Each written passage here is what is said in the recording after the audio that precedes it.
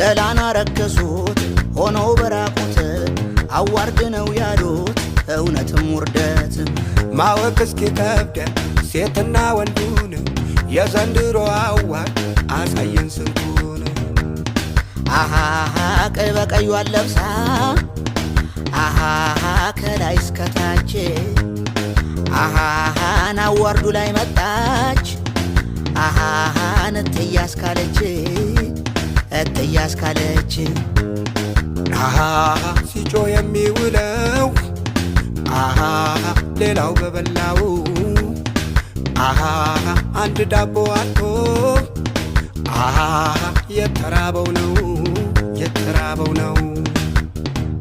ወደ አጀንዳነት እየተቀየሩ መጥተዋል። እንግዲህ በዛሬው ዕለት አዲስ ነገር ተሰምቷል። አዶናይ ቱር አዘጋጅ፣ ቱሩም ስግጥ ፍምስ ቱር ተብሏል። እንግዲህ በዚህ ቱር ውስጥ ሰዎች ይነቃቃሉ። የሚያደርጉትና የማያደርጉት ነገሮች በጠቅላላ ይፈተሻሉ። ራሳቸውን እንዲያነቃቁ በርትተው ጠንክረው እንዲታዩ እናደርጋለን የሚል ስግጥ ፍምስ ቱር እንደተዘጋጀ እየተነገረ ነው። እንግዲህ ይህ ቱር በየሀገራቱ ይደረጋል ተብሏል። ኢትዮጵያ ውስጥ ብቻ ሳይሆን ሌሎች ሀገራትም ላይ እንደሚከናወን ነው የሚጠበቀው። በተለይም በአሜሪካ እና በካናዳ ጉዳዩ እንደሚከናወን ተነግሯል። በተለይም ከዚህ በፊት የአንድ ኢቨንት አምባሳደር ሆኖ መሾሙ ይታወቃል። አዶናይ አፍሪካ አቀፍ ስራዎችን የሚሰራ ነው ይህ ድርጅት ወይም ደግሞ አዶናይ አምባሳደር የሆነበት ማለት ነው። እንግዲህ በዛሬው ዕለት ይህ አምባሳደር የሆነበት ድርጅት መግለጫ አውጥቷል። እሱም መግለጫ ምን ይላል? ስግጥ ፍምስ ቱር በቅርቡ ይጀምራል ተብላችኋል። እንግዲህ ስግጥ ፍምስ ቱር የሚጀምረው መጀመሪያ ኢትዮጵያ ውስጥ ባሉ ከተሞች ሲሆን ቀጥሎ በተለያዩ የዓለማችን ሀገራት ይከናወናል፣ አሜሪካና ካናዳን ጨምሮ ማለት ነው። እጅግ የሚያስገርም ነገር ነው። በእርግጥ ብዙ ሰዎች ትችት እየሰነዘሩበት ይገኛሉ። ከትችቱ መካከል በተለይም የሰራዊት ፍቅሬ በእንደዚህ አይነት ፕሮግራሞች ላይ መገኘቱ አነጋጋሪ ሆኗል ማለት ነው። እነ ቴዎድሮስ ተክለአረጋይን ጨምሮ እነ በድሉ አቅጅራን ጀምሮ ብዙ ነገሮች እየተነገሩ ይገኛሉ። ከዚህ መካከል እንዴት እንደዚህ አይነት ተራ ነገር ላይ ሊገኝ ቻለ የሚል ንግግርን እስከመናገር ደርሷል። በእርግጥ ተራ ይሁን አይሁን በሰዎች ውሳኔ የሚወሰን ሆኖ ማለት ነው። እንግዲህ አዶናይ በተለይም ካናዳ ከነበረው ህይወቱ ጀምሮ ኢትዮጵያ ውስጥ መግባቱን ተከትሎ ነገሮች እየሰመሩለት ነው የሚገኘው። በእርግጥ በሰዎች ስኬት ሊደሰት ይገባል፣ ይህን እናውቃለን። ግን ከዛ በተረፈ እንደዚህ አይነት ነገሮች መደረጋቸው በሀገር ደረጃ የሚያስገኙት ጥቅም፣ ለትውልድ ያላቸው መልእክት እና ምን መከናወን አለበት የሚሉ ጉዳዮች በዝርዝር መነገር አለባቸው ብለን ነው የምናምነው። እንግዲህ አዶናይ ነገር እያደረገ ነው። ስግጥ ፍምስ ቱር በዛሬው ዕለት ታውጇል። በቅርቡ ይጀምራል። ወደ አፍሪካ ሀገራት ይሄዳል፣ ይዘዋወራል፣ ካናዳ እንደዚሁም ኢትዮጵያ ውስጥ ደግሞ በተለያዩ ከተሞች እንደሚከናወን ተናግሯል። አዶናይ እንግዲህ ከቲክቶክ ስኬቱ በኋላ ነገሮችን በፍጥነት እየከወነ ነው የሚመስለው። ከዚህ ጋር ተያይዞ በድሉ አቅጅራ ያስተላለፈውን መልእክት እንንገራችሁ። በቀጥታ የሱን ጽሁፍ ነው ማነብላችሁ። ትልቅ መልእክት ነው ያስተላለፈው። በተለይም እንደዚህ አይነት ይዘት ፈጣሪዎችንና የቲክቶክን ጅምላ ጨራሽነት መንግስት እንዴት ማስቆም እንዳለበት ነው እየተናገረ የሚገኘው። እንደሚከተለው አነብላችሁ። የውድቀት አዋጅ በበድሉ አቅጅራ።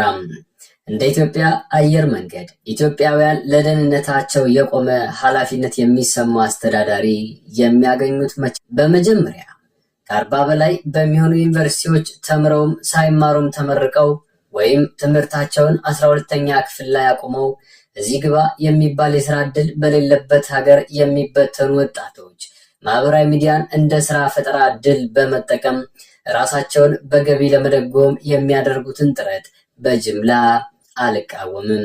ለዚህ ጽሁፍ መነሻ የሆኑኝ በቁጥር ጥቂት የማይባሉት ለይዘት ፈጠራ ያጠራቸውን ዕውቀትና የህይወት ልምድ ድንቁርና የአእምሮና የስነ ልቦና ችግር በወለደው ድፍረትና ንቀት ተክተው የድድቡና የሰገጡት ናቸው። እንደ ሰመረ ባሪያው፣ አሌክስ አብርሃም ወዘተ ያሉ ሰዎች በቲክቶክ በሚሰሩት ጠቃሚ ይዘት ስማቸው እንኳን ሳይጠራ አለመለወጥን፣ አእምሮ ያለመጠቀምንና አርማን አድርገው የሚንቀሳቀሱ ወጣቶችን መኪና የሚሸልሙ በሚሊዮን የሚቆጠሩ ተከታዮች እንዲያገኙ የሚያግዙ ተቋማትን መመልከት እጅግ በጣም ያሸማቅቃል። በሀገርና በማህበረሰብ ላይም ተስፋ ያስቆርጣል። ይሁን እንጂ ፕሮፌሰር መስፍን ወልደ ማርያም በሀገርና በማህበረሰብ ላይ ተስፋ መቁረጥ ሀገርን ለደንቆሮች፣ ለደፋሮችና ለአምባገነኖች አሳልፎ መስጠት ነው ይሉ እንደነበረው ይህን እንዳሻው ብሎ ማለፍ ያዳግታል። ምን አይነት ተቋማት ናቸው ይህን ሽልማት ፕሮግራም የሚያዘጋጁት እና በገንዘብ የሚደግፉት? ለእነዚህ ተቋማት ሀገርና ማህበረሰብ ከሸቀጣቸው ማራገፊያነት የዘለለ ትርጉም የላቸውም እንደማለት ነው። በነገራችን ላይ የከሳቴ ብርሃን ተሰማ በአማርኛ መዝገበ ቃላት ሰገጠ የሚለውን ቃል ክፉ ሰው፣ ሞገደኛ፣ የሰውን ነገር የማይቀበል ሲሉ ይፈተዋል። የሽልማቱ ሲገርመን ስግጥ ፍምስ የሚባል ሀገራዊ ጉዞ አዶናይን ይዞ ድንቁርናን ተመርኩዞ ሊዘጋጅ ስለመሆኑ ጋዜጣዊ መግለጫ መሰጠቱን በኤአይ የተሰራ ነው በሉኝ ብዬ ሰዎች ጋር ደወልኩ። የተመኘሁት ሳይሆን ቀርቶ እውነት ልጆችና ወጣቶች በተለያየ ምክንያት የእነዚህ ቲክቶከሮች ተከታይ ሊሆኑ ይችላሉ። እኔን እንቅልፍ የነሳኝ ፈጽሞ በማልጠብቀው ሁኔታ የጋዜጣዊ መግለጫው ተናጋሪ ወይዘሮ እና የሰራዊት ፍቅሬ ጉዳይ። ይህች ሴት ለልጆቿ ደድቡ ሰግጡ ትላለች ማለት ነው። በአፍላኛው የሬዲዮ ድራማ አሃዱ ብሎ ብዙ ወጣ ወረዶችን አልፎ እዚህ የደረሰው ሰራዊት ፍቅሬ የወጣበት የሙያ ትግል ጉዞ ላይ ውሃ ከልሱ ስግጥ ፍምስ የሚል ሀገራዊ ዘመቻ ፊት አውራሪ ለመሆን የተነሳው ምንን አስልቶ ነው? ለመሆኑ ሰራዊት የዚህ አካል መሆኑ ለልጆቻችን የሚያስተላልፈው መልእክት እዚህ የደረስኩት ደድቤ ሰግጬ ነው የሚል እንደሆነ ያውቃሉ? የትምህርት ስርዓታችን ማጥ ውስጥ ነው። በሙስና ተጨማልቀናል። የሃይማኖት ተቋሞቻችን ረክሰው ዓለማዊ መድረኮች እየመሰሉ ይህ ሁሉ አልቆረቆራቸውም። ለዘመቻ አላነሳስ ወርቅ በወርቅ ብሎ ፊልም የሰራበት ሀገራችን የምትታወቅበት አትሌቲክስ ተዋርዶ ከዓለም አትሌቲክስ ሻምፒዮና ያለ ወርቅ መመለሳችን እንኳን ሰራዊት ፍቅሬን በቁጭት ለተግባር አላነሳሳውም። ሰራዊትን ለሀገራዊ ዘመቻ ያነሳሳው የሀገሪቱ የደደቦችና የሰገጤዎች ማነስ ነው። በመጨረሻም ይህ ጉዞ የሀገራዊና ማህበረሰባዊ ውድቀታችን ይፋዊ አዋጅ ነው። ኢትዮጵያ የምትባል ሀገርና ሕዝብ አስተዳድራለሁ የሚል መንግስት፣ ባህል ሚኒስቴር፣ ትምህርት ሚኒስቴር፣ በወጣቶች ሴቶችና ማህበራዊ ጉዳይ ላይ የሚሰሩ ሚኒስቴሮች አሉ ብዬም ስለማምን የጉዞ መታገድ አለበት።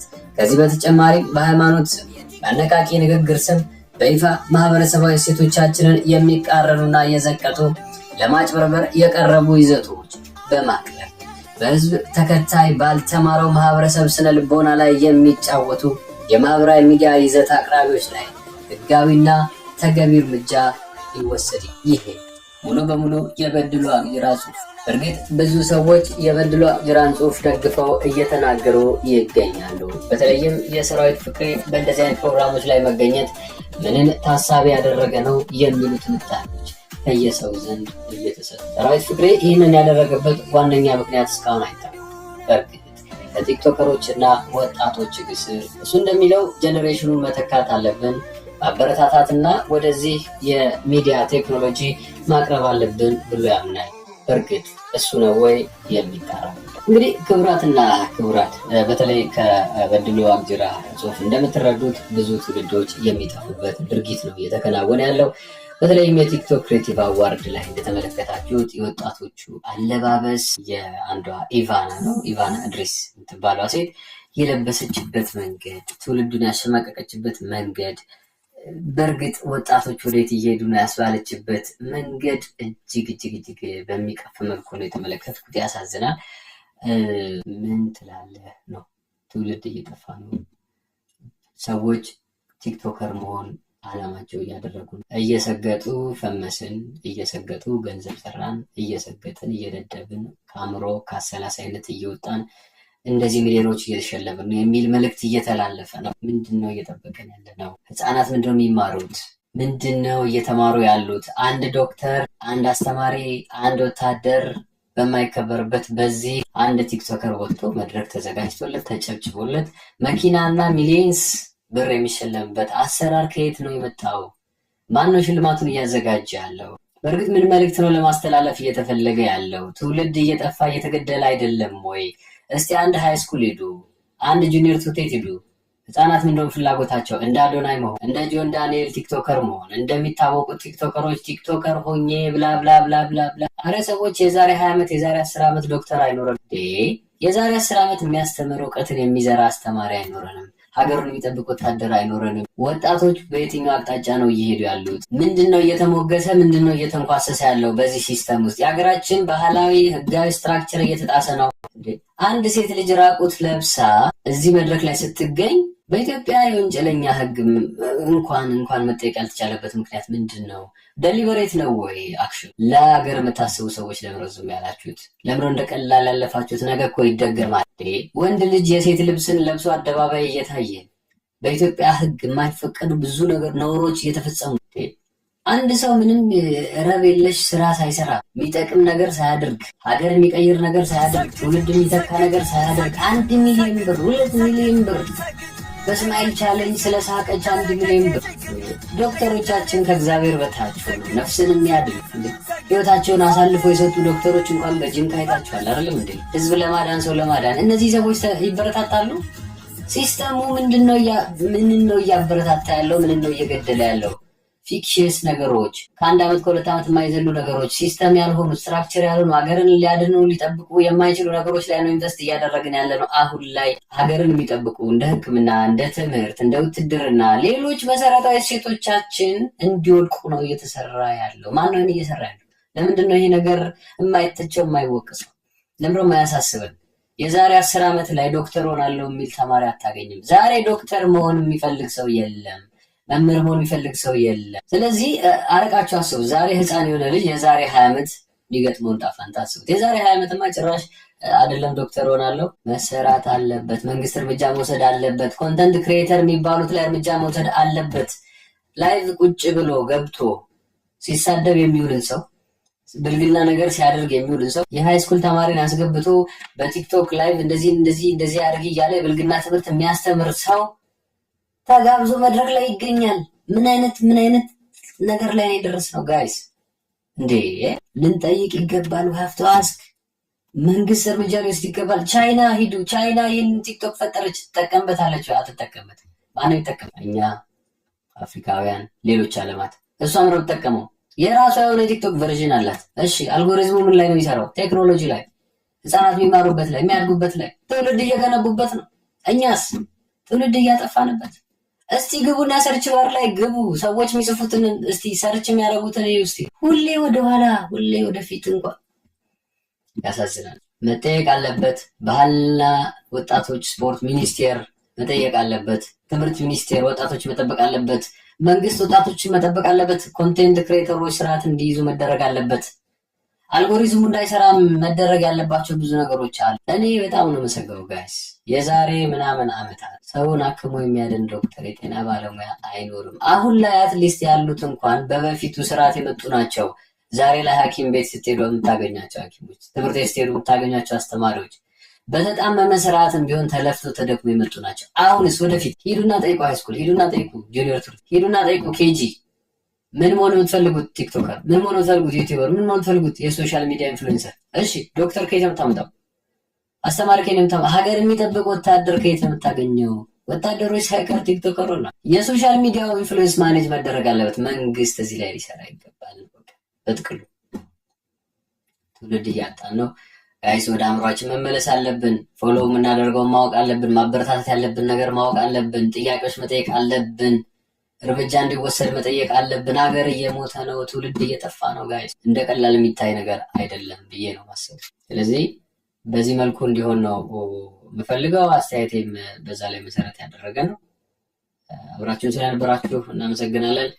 በአንዳንድ ንግግሮች ኤክስትራ የሄዱ ነገሮች ካሉ ካለው ሁኔታ አንፃር አድርጋችሁ እንድታስቡ ትፈልጋለሁ። ሰናይ ጊዜ ይሁንላችሁ። ክቡራትና ክቡራን፣ በሌላ ፕሮግራም ተመልሰን እንመጣለን። አብራችሁ ስለነበራችሁ እናመሰግናለን። ይህ መርማሪው ሚዲያ ነው። ሰላም።